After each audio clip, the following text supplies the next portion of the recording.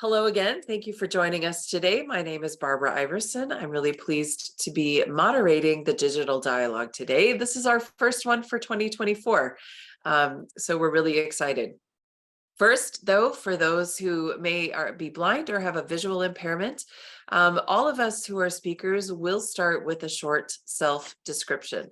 So my name is Barbara. I am a white woman with blonde hair and black glasses and a red plaid shirt. All right. So in this first digital dialogue of 2024, we are putting the spotlight on electronic waste. Do we all know what happens to our discarded electronic devices and equipment, such as computers, smartphones, screens, printers, loudspeakers, and other outdated electronic gadgets? Not all of us are aware of the improper disposal and management of e-waste and the risks it poses with regard to environmental pollution and health. And while there's plentiful scientific knowledge from research about the hazard, the volume of e-waste keeps increasing steadily. The promotion of innovative ideas, for example, the sustainable use of resources and recycling of raw materials by politicians and civil society, has not yet had the desired impact. Quite to the contrary. Technological advances, short product life cycles, new business models, and a growing global demand are responsible for the ever-increasing production of plastics and chips, often containing toxic substances, for instance, lead, mercury, and cadmium, to name a few. Needless to say, the CO2 footprint of these devices, both in production and in use, is contributing to the ongoing climate crisis.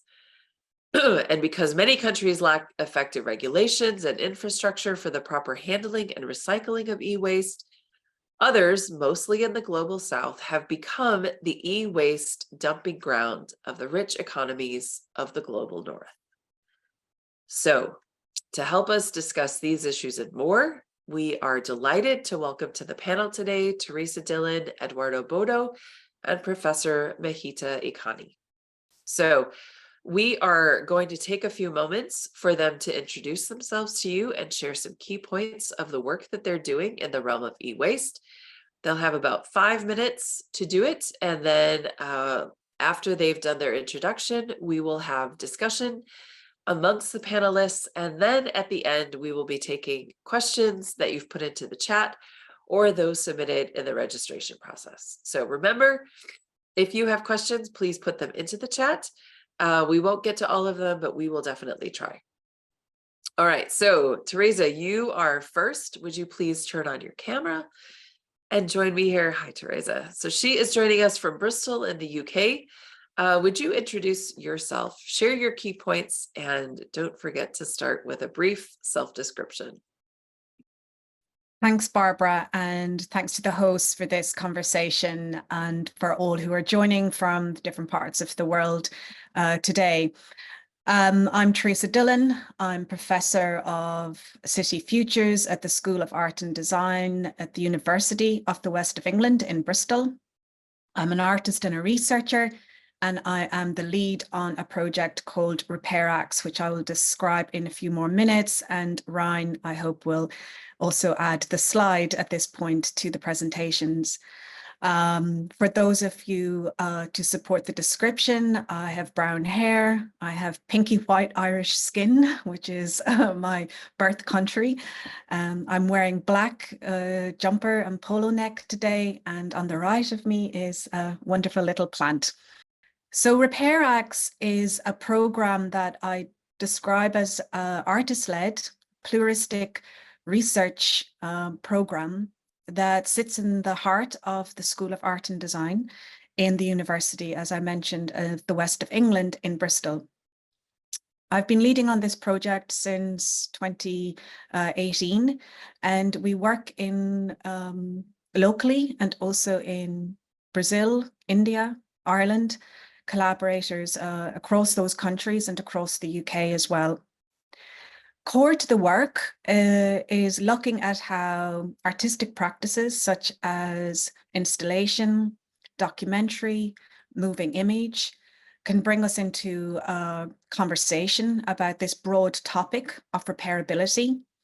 As you will see here from the tagline, Repair Acts looks to fostering restorative cultures by connecting past stories with what we do today to how we envisage the future. So in thinking about those past stories, some of the work that we do is what we would also describe traditional desk-based research. So for example, we map local histories of repair economies going back to 1938 and taking these 20 years time slices up to the present and looking at how local repair economies have changed in that time. And what does that do? That enables us to speak to questions about the diversity of local repair economies, what people actually have been able to repair, our relationship to material goods, with one of the points being that for us, if you think about accessibility and diversity in your local area, that can actually maybe change what you might decide to get repaired and how close you might be to a professional repairer as well. Alongside this type of work, we also have a number of programs, for example, called the People's Archive of Everyday Repair, where we have gathered stories again from all of the countries that we are working in about what people are repairing on a day-to-day basis.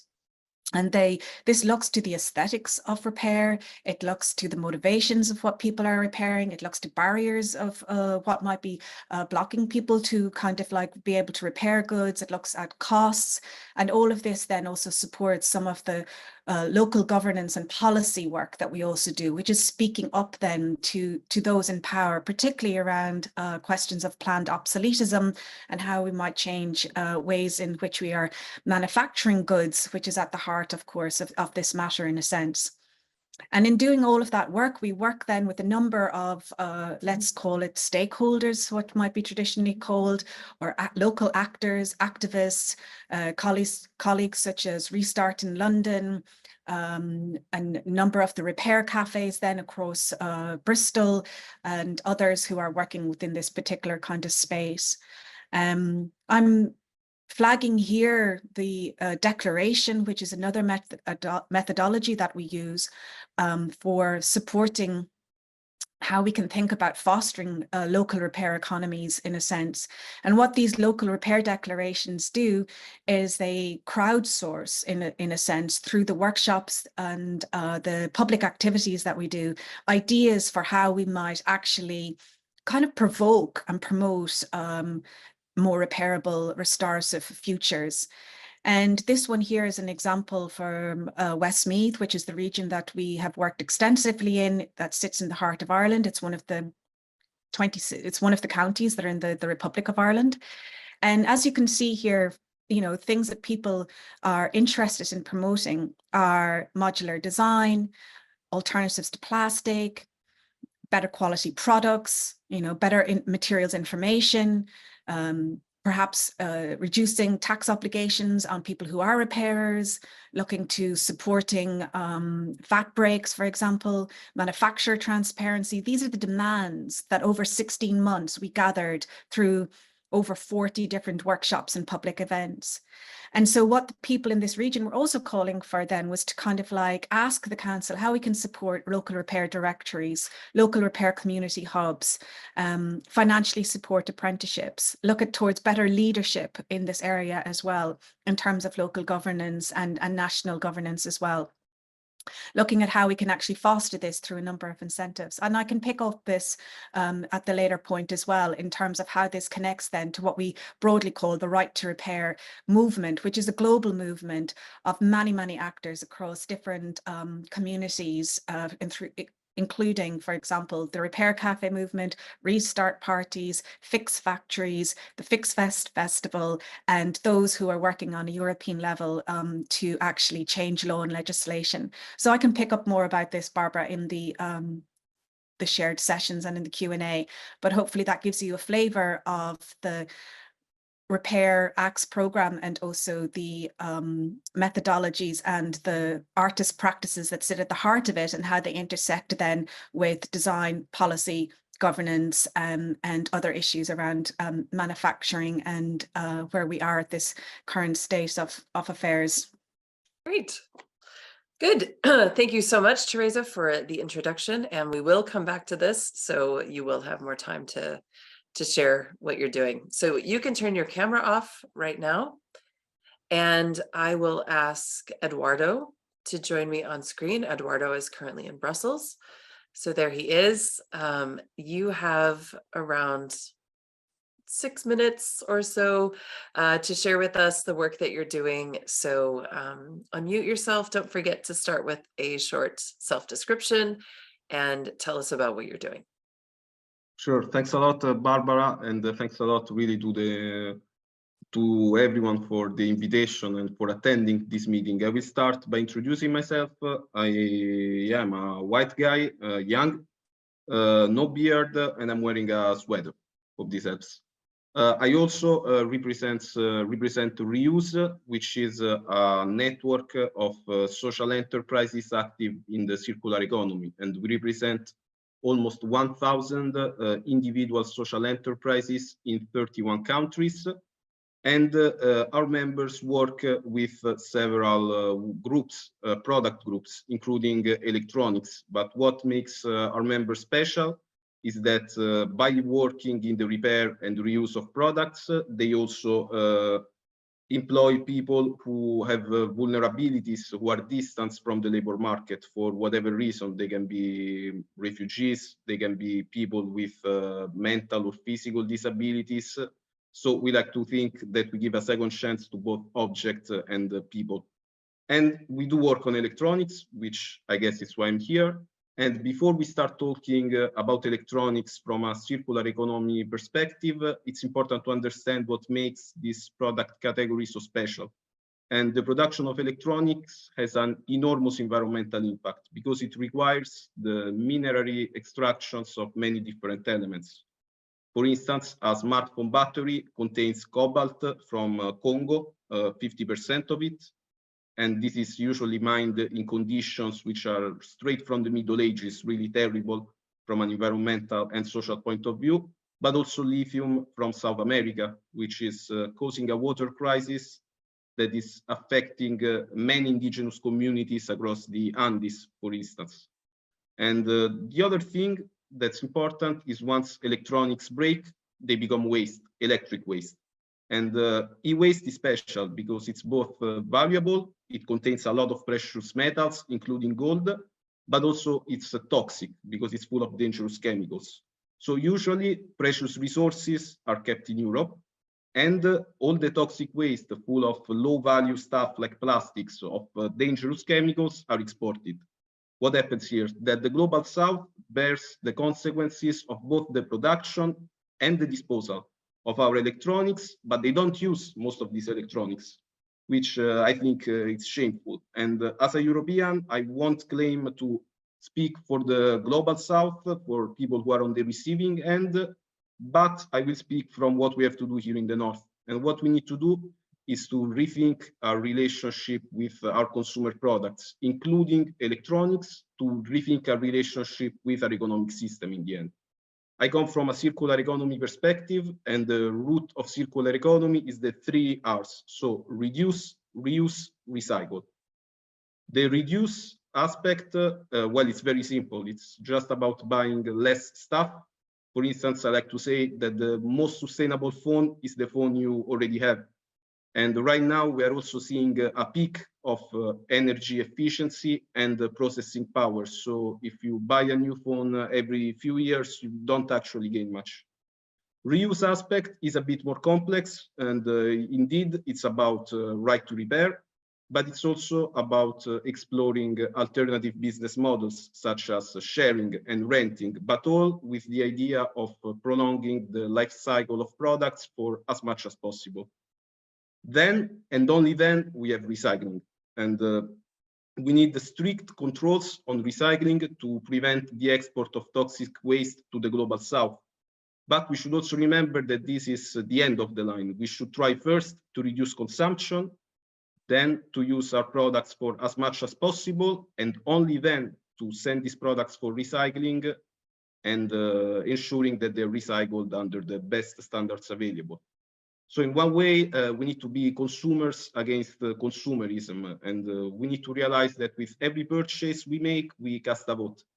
So we can vote in favor of new cheap products which are made with no regards to environmental or social consideration, or we can vote in favor of more sustainable choices, depending on what we want to buy. But I'm fully aware that looking at factors beyond price is a luxury. Firstly, you need to be able to afford higher prices, and even then it takes time to avoid all the greenwashing and the social washing. One tip is when in doubt to buy second-hand. This is because a second-hand product is already there. Most of the impact is in production, and since the product is already there, it's already been produced, you may as well use it.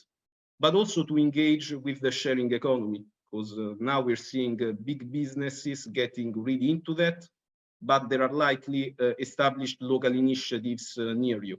So before throwing something into a bin, think if you can repair an object, if you can repurposing it, if you can give it to someone, or if you can donate it to a social enterprise where it will support work for people who need them the most, but it will also support many charitable initiatives in your local community.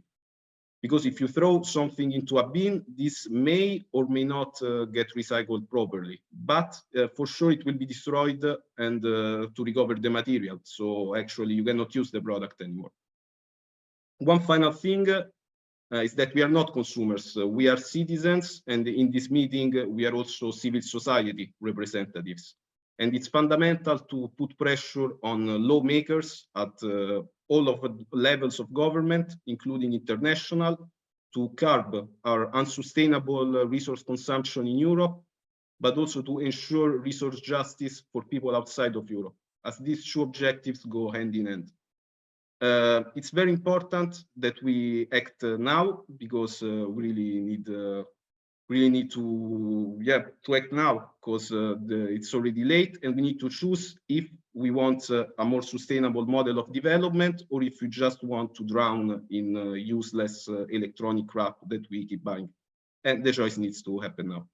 Thanks a lot, and I'd be really, really happy to take your question afterwards. Thank you, Eduardo. Appreciate that. You can turn off your camera. For those of you who have just joined us, and also those who've been listening, if you think of a question as you're hearing our panelists talk, please put it into the chat, and we will come to it in a few moments. So our final panelist is Mahita. She's joining us from Cape Town, South Africa. And Mahita, lovely to see you. Would you please introduce yourself, tell us about the work that you're doing, and start with a self-description? Sure. Hello, everyone. Greetings. Thank you so much for the chance to be here. My name is Mahita Irani. I'm a professor of media and communications at Stellenbosch University in South Africa. And I'm a critical analyst of media and culture and popular culture. I am in my mid-40s. I've got dark, short hair, black hair that's kind of going a bit gray, and olive skin, and I'm wearing a kind of blue t-shirt because it's very hot in Cape Town at the moment. And today what I'd like to talk to you guys about in the few minutes that I have is about artists who work with e-waste, or specifically one artist who works with e-waste. And I know time is short, but I just wanted to preface a brief discussion of one particular artwork by just telling you a little bit how I came to the study of the aesthetics of waste. And that was really through my academic career in thinking about consumer culture and wanting to understand why it is that discourses and the values of consumption and consumer culture are so effective and so good at bringing us all on board mentally and emotionally with these very specific arguments about the world and how it should be organized. So I've spent many years critically analyzing consumerist messaging, promotional communication, and looking at the ways in which media narratives and aesthetics kind of get us all on board with this highly consumerist set of values that pretty much defines most societies around the world, no matter how unequal, and sometimes even more so in the highly unequal societies. And then the other kind of entry point to thinking about art made with e-waste for me is the growing domain of scholarship in the realm of eco-media. So, and it's quite delayed actually in media and communication studies for this revelation to kind of have been dawning upon us that all media are geological. It's been a niche in media studies for a few years and of kind of looking for the environmental links, but it's high time that these perspectives are mainstreamed, right? Every single item that we consume through the media landscape that surrounds us is produced with technology that comes from raw materials extracted from the earth, as Eduardo was just describing. So that means that the very devices that we use to connect, right, are geological, are ecological. So this is beyond a question of ideology and representation. This is actually about the materiality of the mediated world, right? It has a huge ecological footprint, both in terms of extraction and in terms of the waste that is left behind after consumption. So just with those two kind of prefaces, I wanted to, if I have time, very briefly show you an image from this work by a South African artist called Francois Knutzer, who is a really interesting artist who works with waste. I will pop a link to his website into the chat once I'm finished talking. And Francois Knutzer is a multimedia artist who works with waste. And what he does is he goes and collects waste, found materials, often from recycling centers or elsewhere. And then with those collections of materials, fashions these marvelous and sometimes fantastical creatures. So these kind of wearable sculptures that he then puts his own body into and does performances which are filmed, and then those are edited into really complex short films with lots of different media clips and materials all kind of edited in. There's a lot going on in these works and it's hard to sum them up, but the image that you're seeing is of one of these fantastical creatures that was produced. As you may be able to see if you are sighted, this particular sculpture is produced with e-waste. It's produced with the circuit boards and the cabling, right, that has obviously been pulled out of derelict and no longer used electronic items. So in this particular work, which is called Core Dump, there are 4 short films, and each film was made in a different city using waste materials that were collected in that city.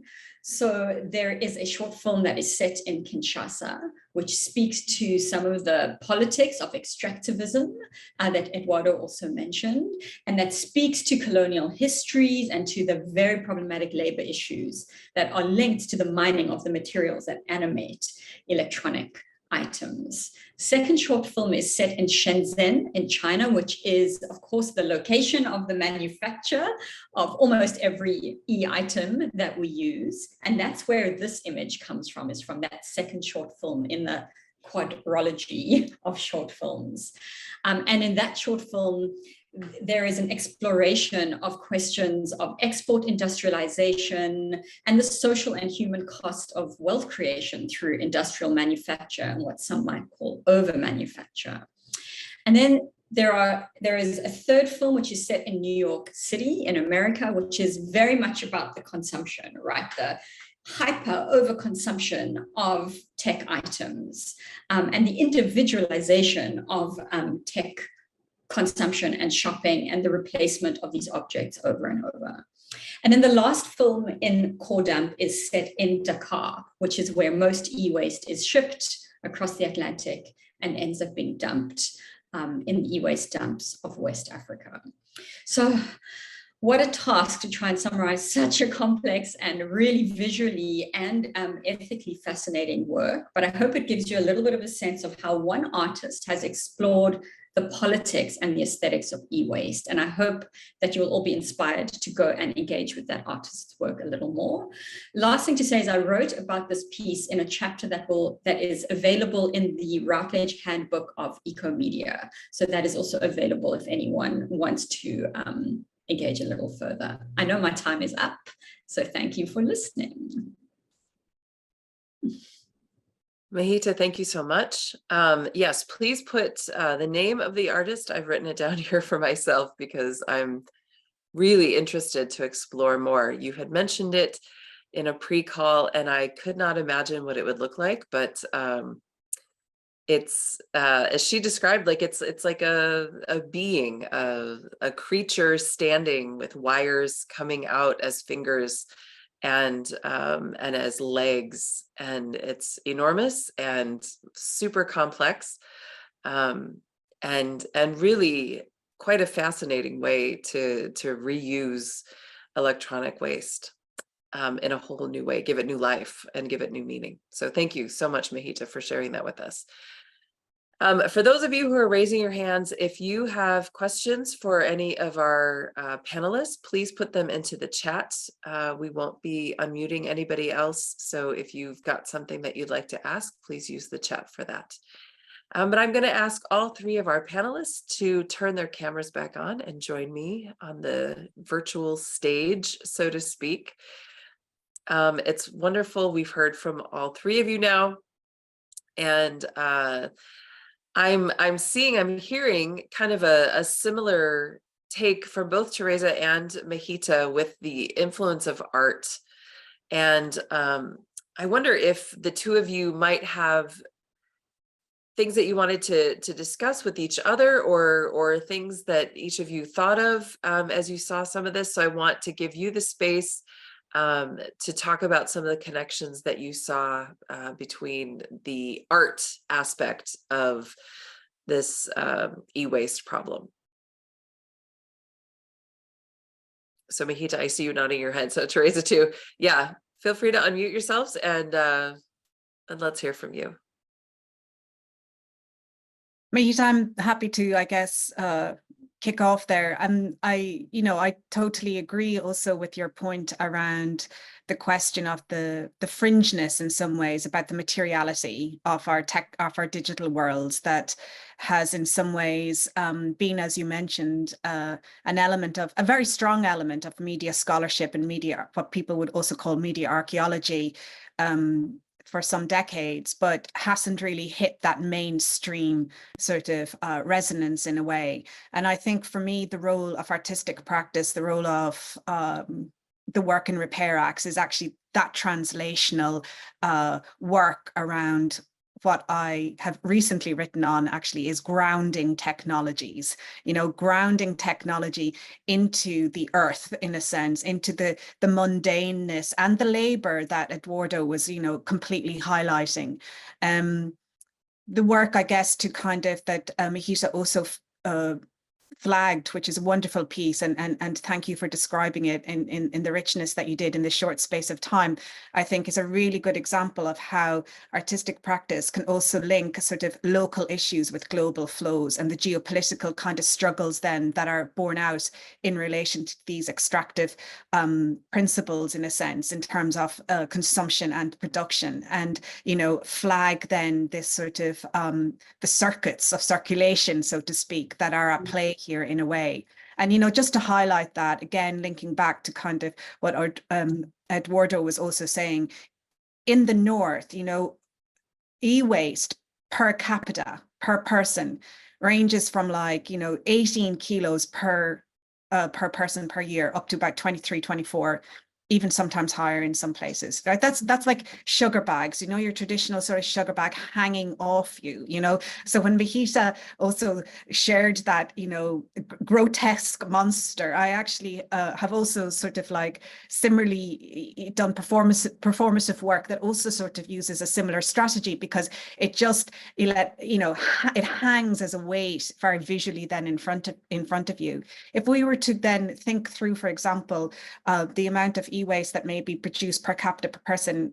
And there's, it's interesting to even like look at the stats on this. It can be as low as 2 to 3 kilos per person in different countries, and for example, across Africa. So that's staggering, really. Yet who are the people that are doing that cleanup job, in a sense?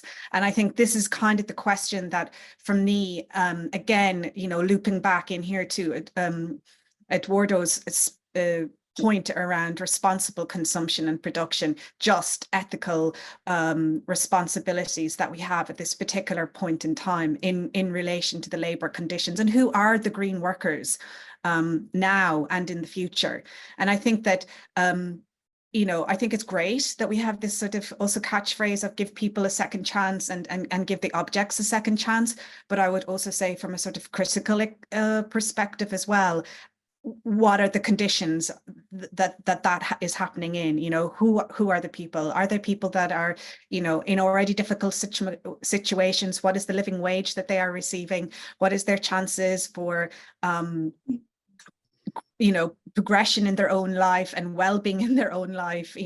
All of those aspects really are kind of quite critical to kind of point out to, and then also expanding this like logics of policy beyond the 3 R's. We have power to refuse things, and more expansive set of these 3 R's is refusal.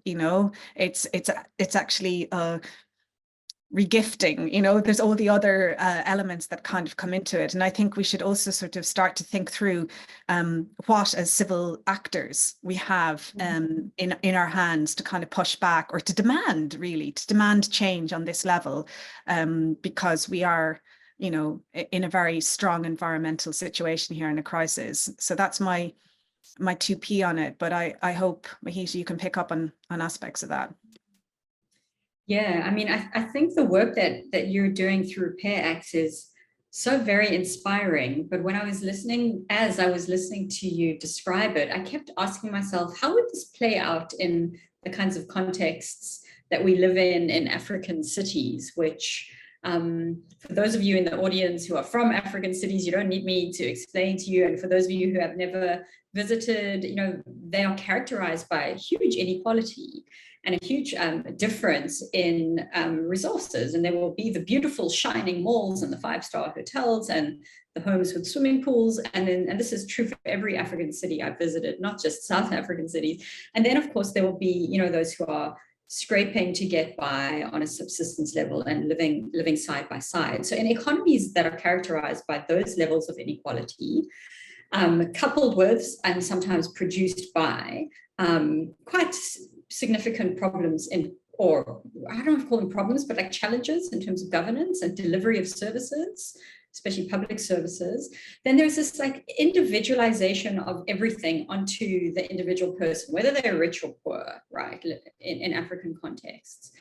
And then e-waste kind of comes into those conversations in quite interesting ways, because, okay, how are things fixed? There are many repair shops. Every African city I've ever been to has a cell phone repair shop on the corner. It's actually very easy to get things fixed if you're in Kampala or Johannesburg or Lagos, right?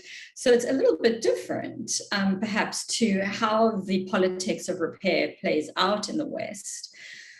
So, I mean, not to repeat a slightly kind of worn cliche, but there is quite a bit that the global North can learn from the global South in terms of sustainable practices.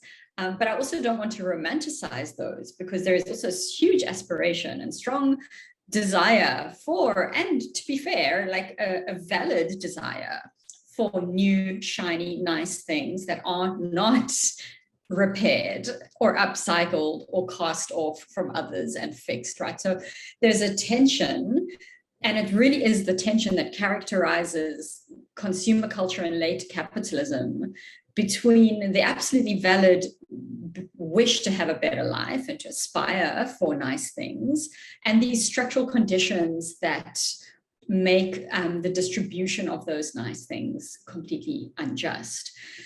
So it's like the whole continent of Africa is so good at repairing things, yet also there is this export of waste being dumped on our cities, putting precarious workers at great risk of personal harm from the toxic substances. So there is both, the extraction, there is the processing of the after effects, and all of this is happening within a context of aspiration. So we have some very tricky cultural, economic, and political challenges facing us when thinking about what to do with e-waste in our own kind of home settings.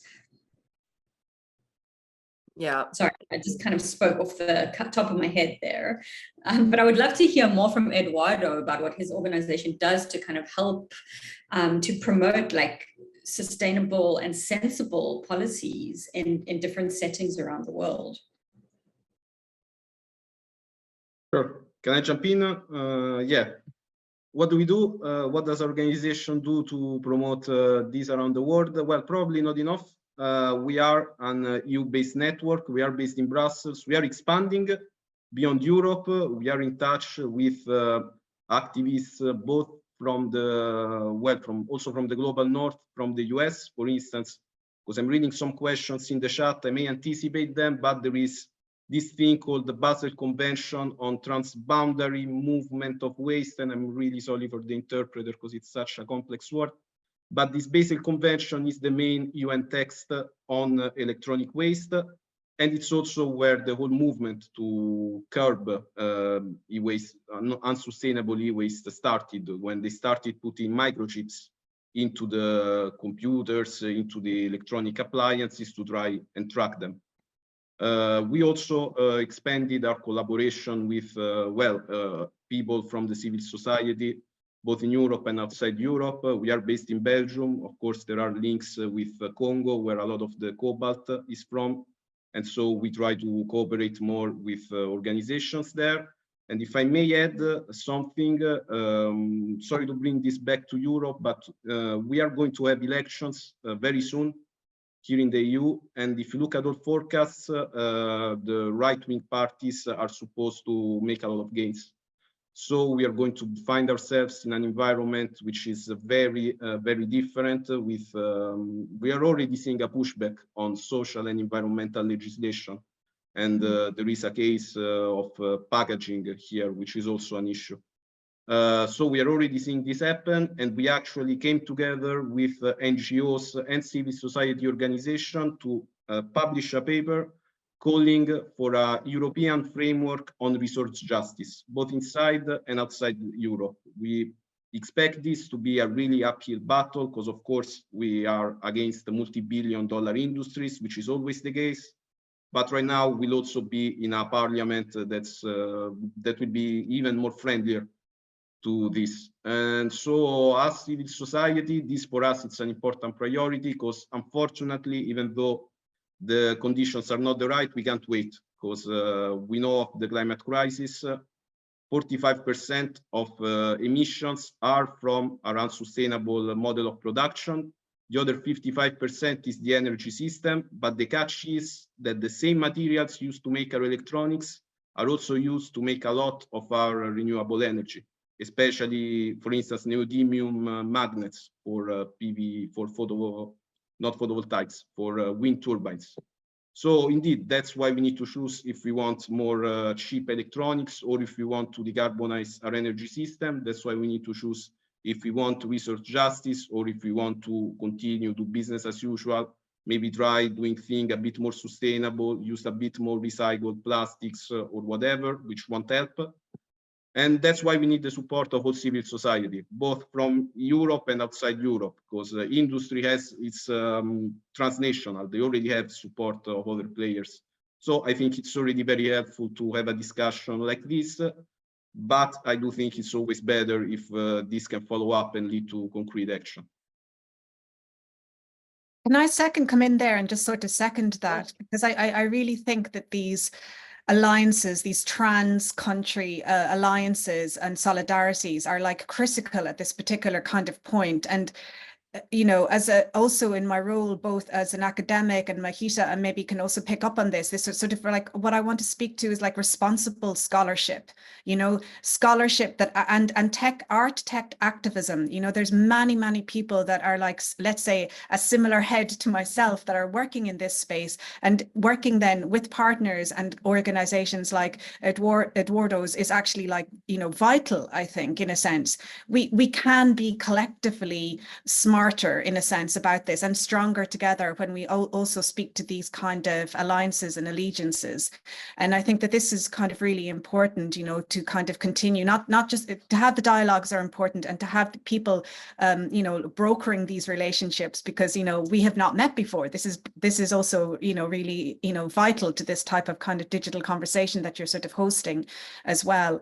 And I think also then, you know, the work that I sort of, I guess, I speak a lot about what we call place-based, you know, action in a sense. So connecting really these like local matrices to these bigger global flows then that are happening are really sort of where you sort of need to be nudging the thing all of the time, because, you know, people in Eduardo's position and those that are working in the right to repair movement, or organizations such as Restart, you know, they're pushing at the law and legislation kind of all of the time. And then, you know, we come in then at a certain other angle, and then, you know, artistic practices are coming in articulation and in amplifying and in interpreting and interlocutors, you know, essentially. So I think this is one thing I kind of just wanted to say there to reinforce what has been said in terms of like alliances, but also what Mahita was speaking to about this very, you know, question in a sense of aspirations. And we live in a society where we're constantly being marketed to actually like have these particular kind of lifestyles, which, you know, you cannot turn around and say to somebody, no, why don't you have that sort of secondhand good, when perhaps, you know, for them it's important to have the new, and in a sense. So there's this kind of like, you know, in a way, repair is, I would say, a hopeful future, and it can help in some ways provide a sort of a sensibility towards how we might deal with some of these issues around climate. But in the end of the day, we actually, as a whole, need to be consuming less, right? And that can be a very hard ask when you're, you know, trying to kind of, you know, as Mahita again sort of said, aspire to certain particular ways of kind of living. What I think we should do in relation to that then is actually just celebrate more people who are working in the streets, repairing stuff. You know, there's a massive difference if you walk down any city in the global south to the global north in terms of the number of people that are working in repair. And, you know, that's what I would encourage. That's what we have been encouraging with our colleagues in Brazil and in India. Highlight, celebrate, tell the stories of these everyday repair incidents, tell the stories of why what those people are doing in their repair. You know, think about, you know, their wages, think about the levels of toxicity that they might actually be having to actually engage and sit and be with every day, and actually look at how we can actually support different ways of thinking about that, which are to do with health conditions, which are to do about livability. It's kind of almost, you know, flipping what we privilege in society as key workers, you know. And I think that this is quite important, particularly as we have kind of growing middle classes that are, you know, aspiring in particular loops of consumption. And of course, I'm saying this very mindful of privilege in a sense that I'm holding when I'm saying that kind of conversation. But from the European perspective, like we're seeing such a shortage of people having those handy skills to be able to actually do that type of work. We're seeing from colleagues who are working in primary schools that people are losing fine motor skills, you know, to actually like sew, to knit and so forth. And these are actually like broader concerns as well in terms of, you know, material relationships, which again was flagged in the opening as well, but with the other speakers. So yeah, Therese, we're gonna bring that to you've made some amazing points. I find myself listening to you wishing you had a podcast, because I think it's incredibly informative, and I think that there's incredible value. I do want to get to a couple questions, and so we are running out of time, and always there's so many more things that we could talk about. So, but I have seen in several places questions from the registrations, but also here in the chat about what's possible for countries in the global South to do to sort of put an end to this dumping and create barriers. I mean, Mihita, you're nodding your head. Like, what's possible for countries in the global South to do if the global North is going to continue to do it? Is there a way to stop it from the other side? I think there is certainly opportunity for African governments to come together and to collaboratively set some continent-wide policies and principles and regulations that can put the collective foot down to resist. China's done it, right? Has refused to take in ships of waste that used to routinely be shipped. And so I think African governments can do that too, but it would of course require political will and collaboration. But, you know, there is a stereotype about African governance, which is partly based on fact, but also partly simply based on prejudice. There are many governments on the continent that are working hard to try and fix things.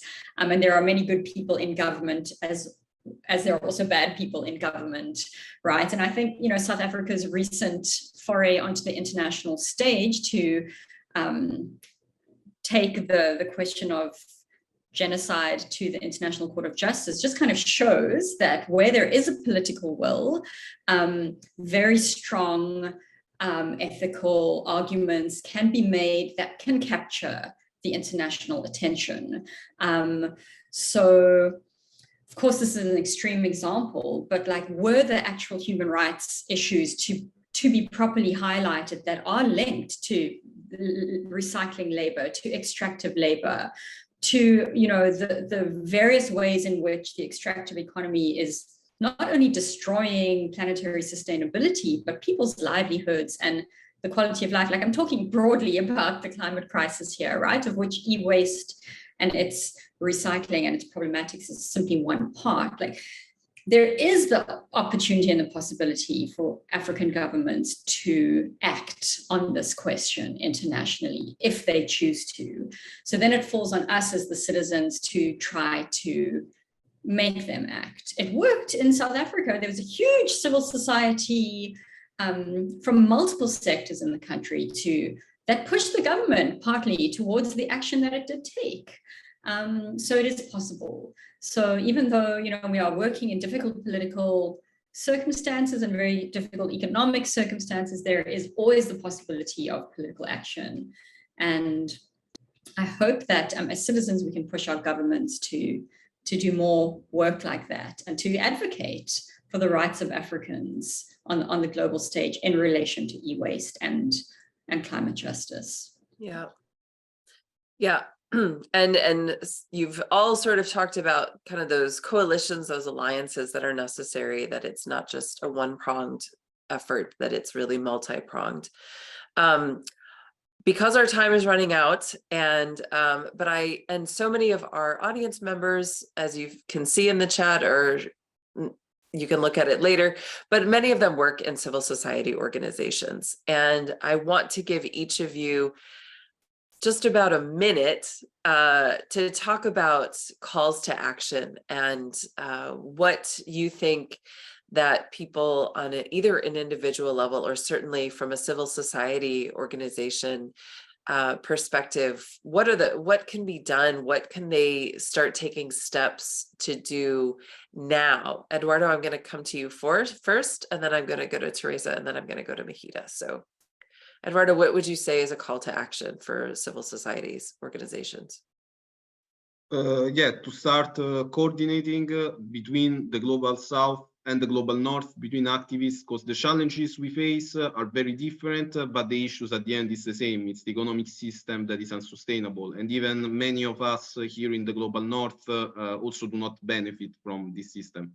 So it's important to being wary of different, of course, conditions of privilege, different issues that are challenged, but to start working more together on a common issue. And I know it's vague, but then again, I only have 1 minute, and this probably requires longer conversations. But yeah, and I think that resource justice, it's something where we could start. And if we have this platform of the International Civil Society Center, that could also be helpful. Good. Thank you very much.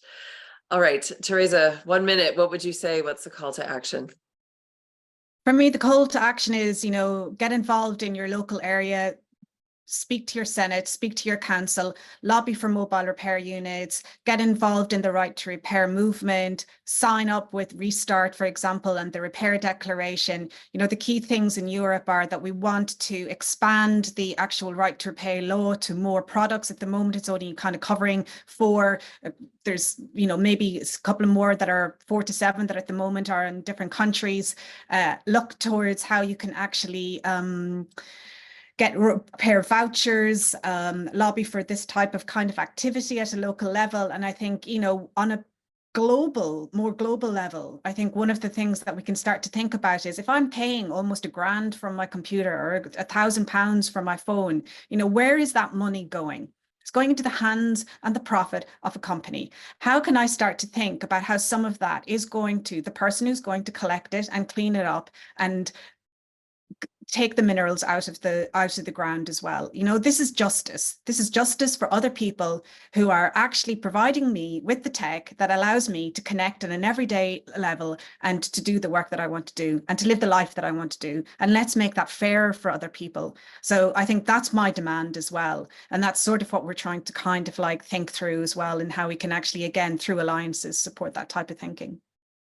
Great, thank you. And Mahita, we'll come to you for the last word. So I'd say 2 calls to action. To consumers in the global north, I would say become better consumers and start to, be activist consumers. And in that respect, I'd recommend my colleague Eleftheria Lekakis's book, Consumer Activism. And to colleagues who are in civil society in Africa and the global south, I would say support artists who work with waste. Because artists who work with waste are thinking so creatively and so politically about the materiality of waste. And there's a lot to be learned from how they think and what they do. And if they're supported and given the space and the financial support and the community and the social support to keep doing what they do, there are opportunities there to shift feeling, shift opinion, and really shift ideas and attitudes about what waste is and how it can be a valuable resource in circular economies in the global south. Yeah. All right. Thank you. We're going to have to end it there. And I want to let you all first know that the dialogues are all available for on-demand viewing on the digital dialogue section of the center's website. I think the link is going to be dropped into the chat. But I want to say thank you to our 3 panelists, Teresa, Mahita, and Eduardo. Thank you so much for your time. Thank you so much for the work that you're doing. This is a topic that honestly, I can say for myself is not hugely on my radar screen, but now it wasn't, but now it is. And it's definitely causing me to think. And I hope that's true for a lot of people. I want to say thank you to our 2 tireless interpreters for sign language. We really appreciate you in helping to make this a more accessible digital dialogue, and also to our transcript writer who's been typing endlessly throughout all of this. So thank you to all 3 of you. Thank you to you who showed up and asked questions. I know we didn't get to all of them. I hope that we did touch on many of those questions throughout the discussion. And you can see there's a quick poll on your screen. We'd love it if you filled that out very briefly. It only takes a moment, and give us a little bit of feedback. But until next time, thank you for joining us, and we look forward to the next digital dialogue. Take care, everybody.